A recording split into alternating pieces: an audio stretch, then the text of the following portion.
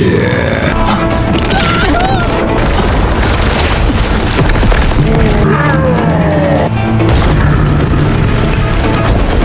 前光芒为一扇门户，化武器为元。这小子是个大。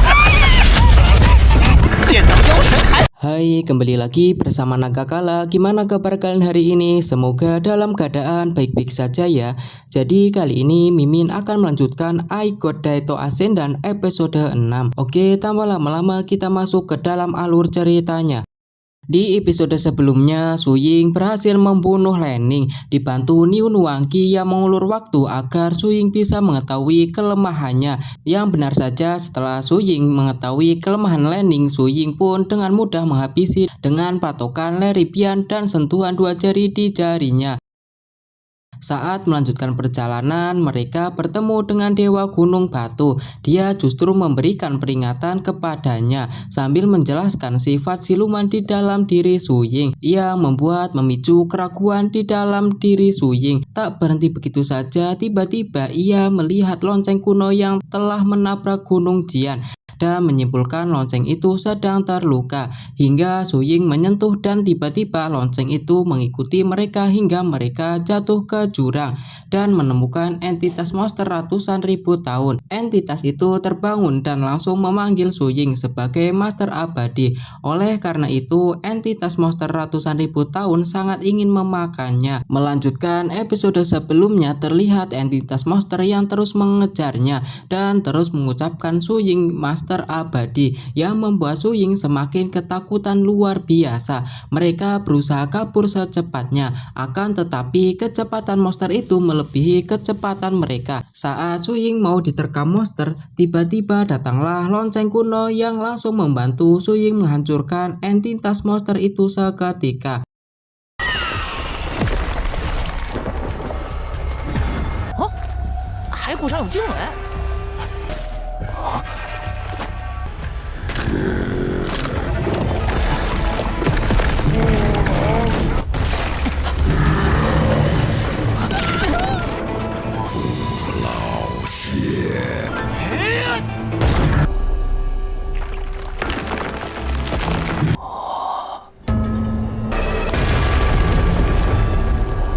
Kemudian Niu Nuangqi penasaran kenapa monster ratusan ribu tahun itu memanggil Su Ying master abadi.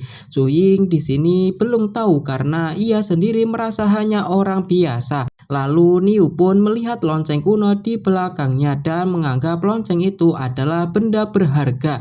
Su Ying kali ini sependapat dengannya, tapi ukuran lonceng itu terlalu besar sehingga akan menarik perhatian jika dibawanya. Secara tak terduga, lonceng itu mengecil masuk ke dalam tubuh Su Ying. Niu Nuangqi yang melihat kejadian itu pun langsung kaget seketika. Saat Su Ying kebingungan perginya lonceng besar itu, Niu Nuangqi awalnya mau memberi tahu kejadian sebenarnya. Tapi lonceng itu langsung mengancam dengan sedikit energinya yang membuat Niu Nuangqi langsung diam seketika. Kembali ke Su Ying yang tanpa sadar masuk ke dalam alam bawah sadarnya. Lalu ada suara lonceng yang bertanya kepadanya, apakah Su Ying paham konsep introspeksi dan visualisasi?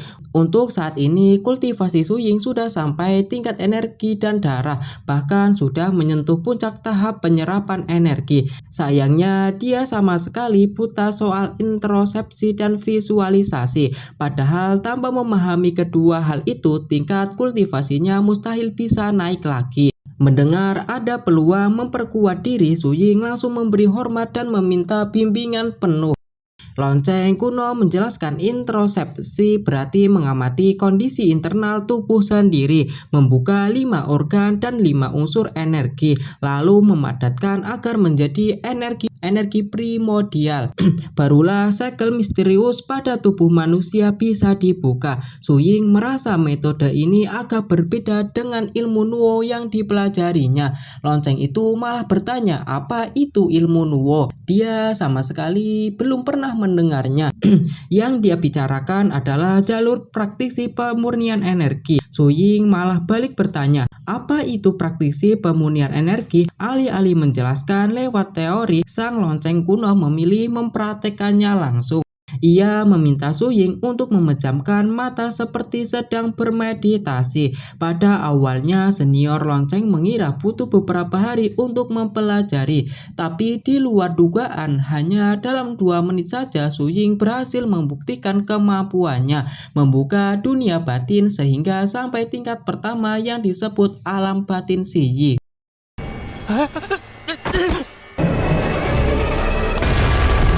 反正也赖上你了，要不怎么可能？你要是不老实，是啊，吓死我了！大，难免有些招摇。武器凝练为元气，等你练成神识再教我。你不是练以五脏为山川大河调养啊？谁？你怎么了？哦，似必非必，眼前紧住了，化武器为元气，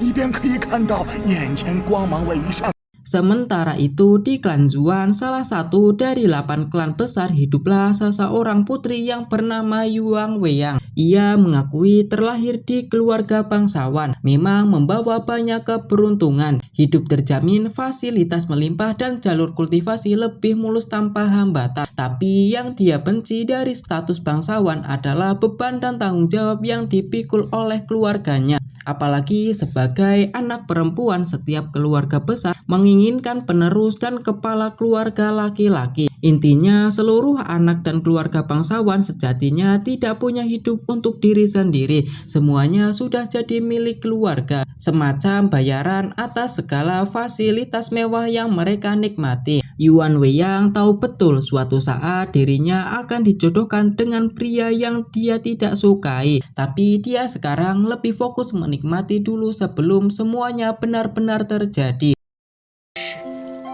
便要承担起家族，而这一切需要无疑是幸运的。小姐，你这是责任？哎，这样不行，如何？不行，这样不行，这是奉命出门历练，不是要出嫁。总不能一直这样下去吧？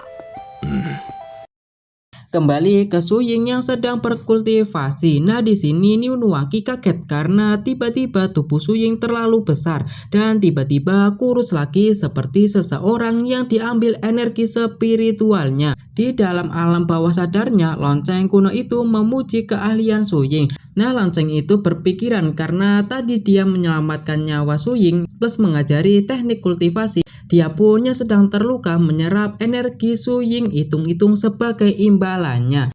Sementara itu, Niu Nuangqi yang melihat perubahan aneh pada tubuh Su Ying, kadang tampak gendut, kadang tampak kurus. Awalnya Niu Nuangqi ingin membantunya, akan tetapi lonceng kuno itu langsung mengancamnya. Niu Nuangqi yang ketakutan pun akhirnya membiarkan Su Ying dihisap energi spiritualnya. Niu Nuangqi menyimpulkan jika dihisap beberapa kali mungkin Su Ying akan baik-baik saja. 哎呀！ 是为神识需要花费数日时，仅存一线光，心存一念。哎呀，这是绝对是那颗正在捣鬼！许应，修炼，你也算是补偿了，能追得上主人。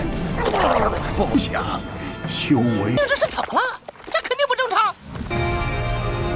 是他被魔种财富。我心这也好。 反正裁决呀也。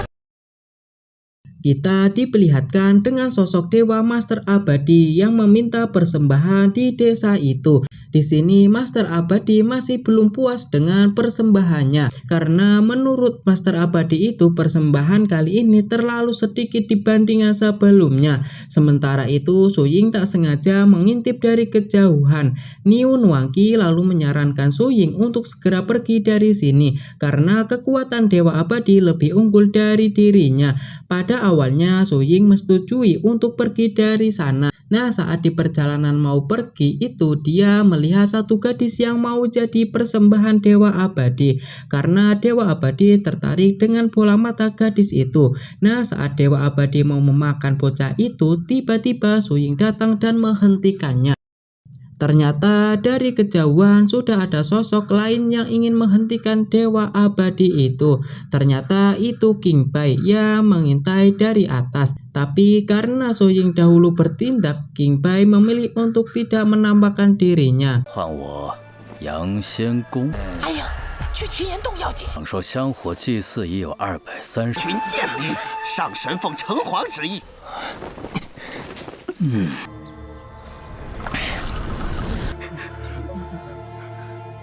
有神不吃人呢。回阳仙公，此女正是我村。太瘦了，不过挺嫩。这破村子，肉太少。血鹰，珠子倒是下酒的好菜。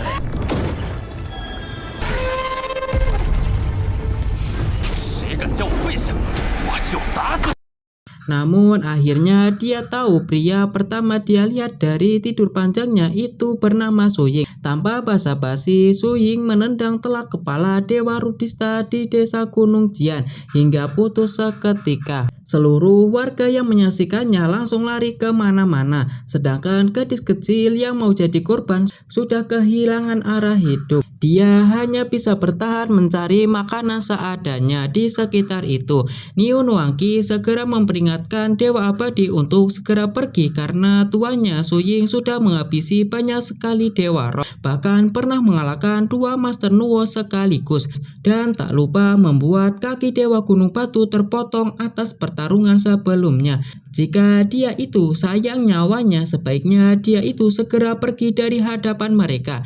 Akan tetapi Dewa Abadi tidak takut kepadanya, merasa yakin kalau sosok-sosok yang dikalahkan Su Ying kekuatannya di bawah dirinya. Dan satu serangan pun langsung dilancarkan. Serangan pertama dari Master Abadi langsung membuat tubuh Niu Nuangqi dan Su Ying terpental jauh. Su Ying mengakui jika kekuatan lawannya luar biasa. Bahkan serangan kedua Dewa Abadi lebih mengerikan daripada sebelumnya. Mengendalikan puluhan pedang sekaligus dari kejauhan, Niu Nuangqi langsung memberi tahu rahasia kemampuan itu. Kemampuan mengendalikan pedang jarak jauh sebenarnya hanyalah ilusi belaka. Dari ratusan pedang yang muncul hanya ada satu pedang yang asli. Mendengar rahasianya terbongkar, Master Abadi murka dan langsung menyerang Niu Nuangqi sebagai pelampiasannya.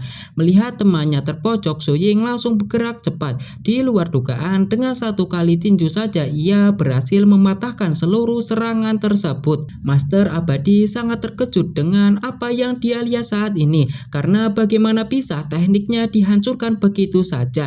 Namun pertarungan pun belum berakhir. Saat Su Ying ingin gantian menyerangnya dari belakang, tiba-tiba Master Abadi menggunakan jurus ketiga secara tiba-tiba. Nah, saat mau mengenai Su Ying, tiba-tiba film pun bersambung. Oke, terima kasih buat kalian yang sudah mau nonton video ini sampai selesai. Jangan lupa like dan subscribe agar tidak ketinggalan video selanjutnya. Mimin Nagakala pamit undur diri, bye-bye.